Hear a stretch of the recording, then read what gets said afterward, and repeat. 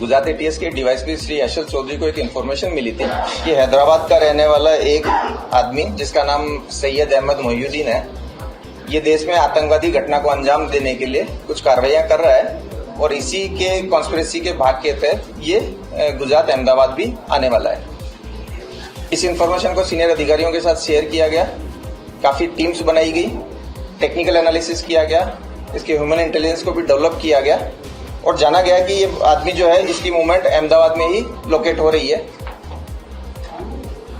जो अलग अलग टीमें बनाई गई थी उनमें से इस आरोपी को अडालज के पास जो टोल नाका है इस पे वॉच रखी गई क्योंकि इसका मूवमेंट उस साइड में आ रहा था।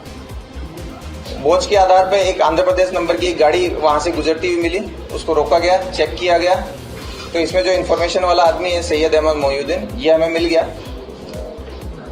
इसको चेक किया गया, सरकारी विटनेसेस के सामने इसकी सर्च की गई तो इसके पास में एक बैग मिला जिसके अंदर एक बॉक्स में अच्छे से रैप किए हुए एक डब्बे के अंदर 3 वेपन मिल गए। ये 2 ग्लॉक थी, साथ में एक बेरेटा पिस्टल है और साथ में 30 राउंड है। इसके साथ साथ एक प्लास्टिक के डब्बे के अंदर लगभग 4 किलो कैस्टर ऑयल भी मिला।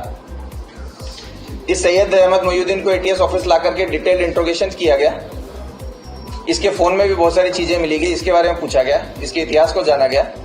तो जो डिटेल्स मिली वो ऐसी थी कि सैयद जो है वो बेसिकली लगभग 35-36 साल की उम्र का एक व्यक्ति है जिसने चाइना से एमबीबीएस किया है। ये काफी पढ़ा लिखा है, काफी रेडिकल मेंटेलिटी है इसकी।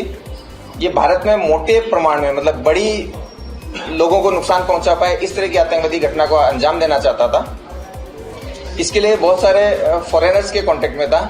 अभी जिस व्यक्ति के साथ इसका सबसे ज्यादा लाइव कम्युनिकेशन था वो एक अब्बू खदीजा नाम से एक टेलीग्राम आईडी थी जिसके साथ एक कांटेक्ट में था, जिसे अपना आमिर मानता था। अब्बू खदीजा जो है वो आईएसकेपी का हो सकता है, ऐसा इसका मानना है। इन्होंने मिलकर के जो राइजिन एक बहुत ही पोटेंट पॉइजन है उसको बनाने की प्रोसेस इसने स्टार्ट की थी। उसके लिए इसने रिक्वायर्ड कैस्टर सीड्स, एसीटोन्स, क्रशर्स वगैरह वगैरह जो इसको चाहिए वो इसने प्रोक्योर किए थे और वो केमिकल प्रोसेस भी चालू कर दी थी। इस पर्टिकुलर विजिट में इसको ये वेपन की डिलीवरी होनी थी। इन वेपन की डिलीवरी के बारे में जब पूछा गया तो ये कलोल के आसपास से इसको एक लोकेशन पे ये डेड ड्रॉप की तरह ये वेपन मिला था। इसके फोन को और डिटेल से देखा गया तो इसके अंदर एक सस्पेक्ट नंबर भी मिला जो कि इस कंडीशन में इसको उससे कांटेक्ट करना था कि अगर वो ये डेड ड्रॉप नहीं ले पाता है तो।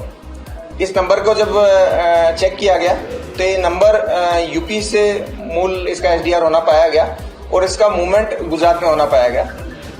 इसके लिए एक अलग से दूसरी टीम बनाई गई जिसमें DYSP Virjit Parmar, DSP KP Patel, PI CH Panara और दूसरे हमारे पीआई पीवी देसाई वगैरह, इन सबकी एक टीम बनाई गई। इस नंबर को लोकेट करने के लिए जब भेजा गया तो ये नंबर लगभग बनासकांठा के आसपास आया। वहां के बहुत सारे होटल्स, गाड़ियां सब चेक करने के बाद में ये 2 लोग हमें वहां से मिले हैं। ये जो दोनों लोग हैं ये लखीमपुर और शामली के हैं। इन दोनों के नाम आजाद सुलेमान शेख और मोहम्मद सुहेल मोहम्मद सलीम खान है। ये दोनों दीनी पढ़ाई किए हुए हैं, काफी रेडिकल हैं। ये भी बहुत सारी फॉरेन एंटिटीज के कांटेक्ट में हैं। इन दोनों ने मिलकर लखनऊ, दिल्ली, अहमदाबाद में कई सेंसिटिव प्लेसेज और भीड़भाड़ वाले जगहों की रेकी की है।